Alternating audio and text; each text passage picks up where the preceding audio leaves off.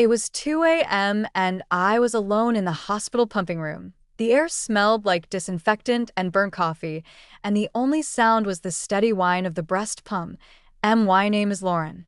I'm 34.1 floor below me. In the NICU, my son Leo was fighting to stay alive. He'd come into the world at just 27 weeks, barely 2 pounds, 1 ounce, a fragile little bird with translucent skin, and a heart you could cover with a quarter. I was running on fumes, terror, and adrenaline. I needed my family. With shaking hands, I typed into our polished, image-obsessed Boston family group chat. Leo is having a really rough night. Please just pray for him. Minutes later, my phone lit up, not a text. A photo that was my Aunt Rebecca, the family matriarch, radiant in a floor-length gown on a gala stage, smiling like she'd just cured childhood itself. Caption: so honored to represent our family at the Children's Hospital Foundation Gala tonight. Hashtag giving back. Tell me, internet. Has the person who is supposed to love you the most ever turned your darkest moment into their photo op? Drop your story in the comments.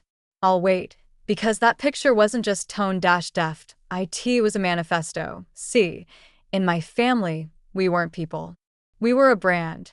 Old money Boston, mahogany boardrooms, the family foundation, and at the helm, Aunt Rebecca, the self-appointed CEO of our reputation. After my mom died, Rebecca stepped in. She didn't comfort. She curated.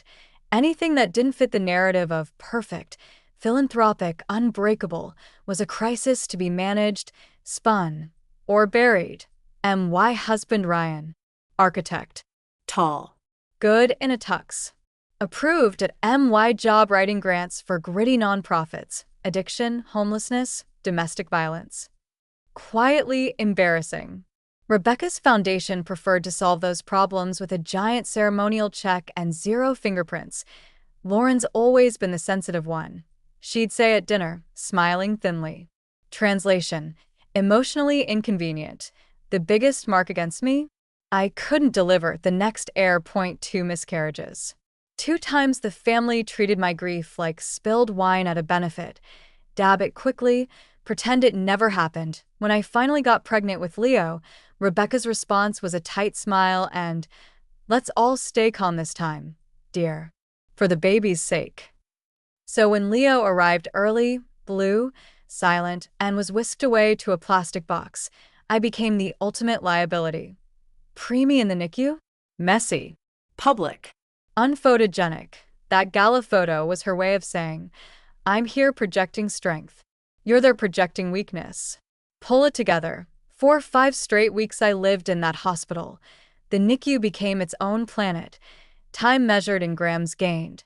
Alarms that either meant he forgot to breathe again or run.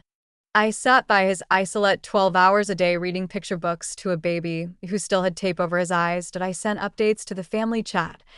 Leo gained 30 grams today. Off the ventilator, on CPAP. Replies. A thumbs up emoji from my dad. A crickets from everyone else. Ryan was my lifeline, but he had to go back to work to keep our insurance.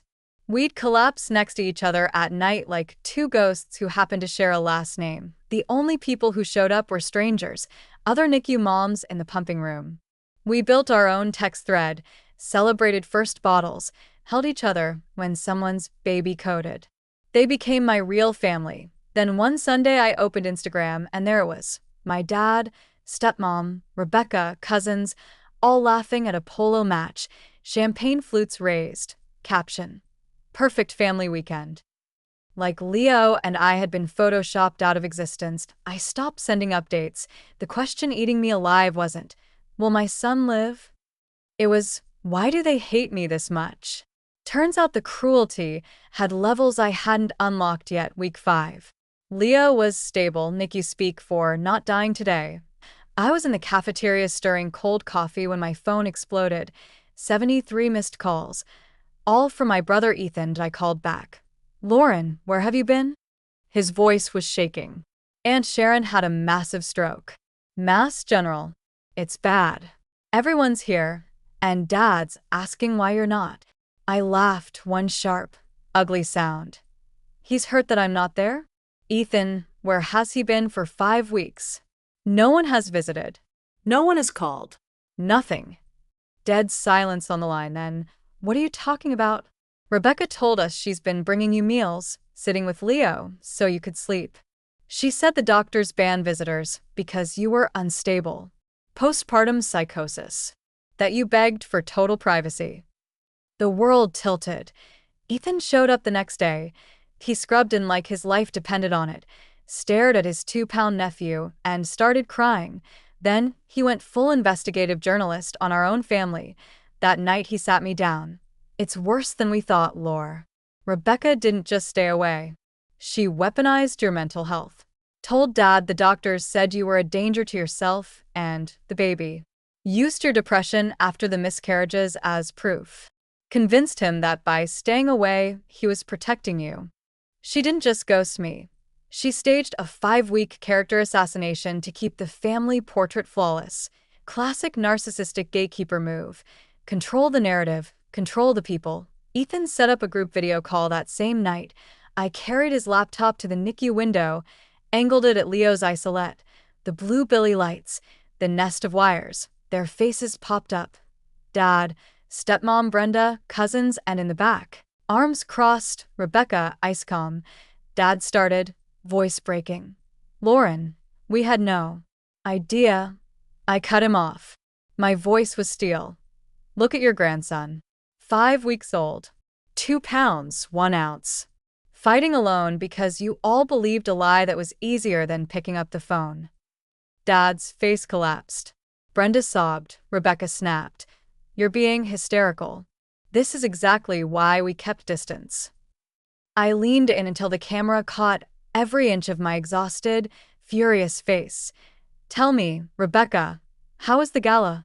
How did that applause feel while my son was on a ventilator 3 miles away? You didn't protect this family. You protected your spotlight. For the first time in my life, Rebecca had nothing to say. Dad turned and looked at her like he was seeing a stranger. I ended the call. The next morning, Dad and Brenda were waiting outside the NICU doors, looking like they'd aged a decade overnight. No speeches. Just 2 broken people asking to meet their grandson.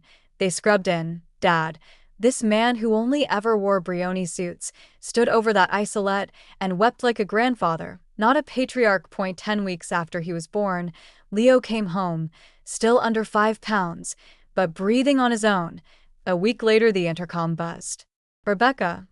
Lauren, darling, let me up. I brought something for Leo's trust fund. I pressed the button. We don't need your money, Rebecca. Silence. Then indignant. I'm your aunt. No, I said. You're a relative. My family is inside this apartment.